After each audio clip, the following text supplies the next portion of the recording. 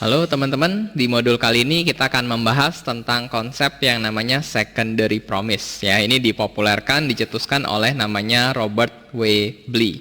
Ya, jadi Robert W. Bly ini dia adalah salah satu copywriter yang sudah cukup tenar juga di Amerika, dan dia juga membuat satu buku yang menarik judulnya Copywriter's Handbook. Nah, jadi di secondary promise ini intinya adalah teman-teman ketika kita membuat suatu big promise. Nah, ini terutama untuk barang-barang mungkin bukan barang-barang umum. Misalkan barang suplemen atau misalkan produk edukasi atau misalkan produk-produk konsultasi ya, jasa, itu pasti harus dijual dengan suatu tanda kutip big promise. Jadi janji yang besar ya. Jadi untuk menjaring pelanggan mungkin di beberapa industri kita harus membuat big promise ya. Tapi harus benar. Jadi ini kita akan selalu menyarankan teman-teman jangan big promise yang kita tidak bisa fulfill. Nah, problemnya big promise yang terlalu menarik, ya, itu biasanya tidak akan mudah dipercaya. Gitu. Kenapa? Karena dia jadi terlalu menarik offernya dan orang akan jadi skeptis.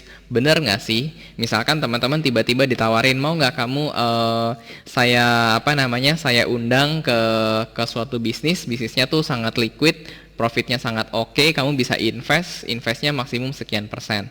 Itu pasti orang akan skeptis duluan gitu ya, karena ini sesuatu yang menarik tetapi kok ada yang aneh ya gitu. Nah, makanya itu biasanya big promise itu terlalu menarik sehingga tidak mudah dipercaya. Makanya ada teknik yang namanya secondary promise. Jadi di mana kita tambahkan promise yang lebih believable, yang lebih bisa dipercaya, tetapi itu cukup kuat untuk misalkan orang beli karena secondary promise-nya pun itu dia sudah tertarik untuk beli, ya.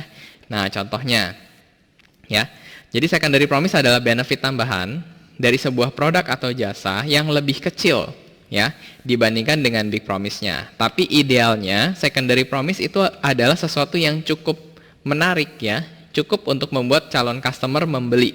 Jadi artinya mereka dengan secondary promise aja tuh udah tertarik akan beli ya, tetapi tidak terlalu besar sehingga mudah atau masih dapat dipercaya ya. Mungkin lebih jelasnya akan kita jadikan sebagai contoh, misalkan suplemen ini dapat membuat jerawat Anda hilang total dalam waktu 1 bulan. Gitu ya. Jadi itu kan klaim yang bold ya. Jadi dalam 1 bulan nanti muka Anda akan bersih ya. Kemudian secondary promise-nya selain itu kandungan vitamin D di dalamnya dapat membuat daya tahan tubuh Anda meningkat dan lebih imun terhadap virus-virus berbahaya. Jadi artinya walaupun jerawat Anda tidak hilang sekalipun, daya tahan tubuh Anda akan meningkat gitu ya. Jadi itu adalah contoh di mana ini adalah big promise, di bawahnya ada secondary promise. Ya, di mana itu adalah janji yang lebih masuk akal dan tidak akan dipertanyakan ya, tetapi mungkin hanya karena secondary promise ini dia bisa beli suplemen tersebut ya. Contoh yang lain misalkan ya, Pakar Digital Marketing Academy misalkan. Kalau kita tulis big promise-nya adalah profit puluhan juta dari digital marketing dalam 3 bulan. Nah, secondary promise-nya adalah selain program mentoring langsung 3 bulan, Anda juga akan mendapatkan video tutorial pembelajaran, komunitas, dan lain-lain ini dengan nilai yang sangat-sangat besar. Jadi walaupun Anda tidak mendapatkan profit puluhan juta karena mungkin Anda tidak take action ya, itu tidak masalah gitu, karena ini akan tetap Anda dapatkan. Jadi itu contoh antara big promise dengan secondary promise ya.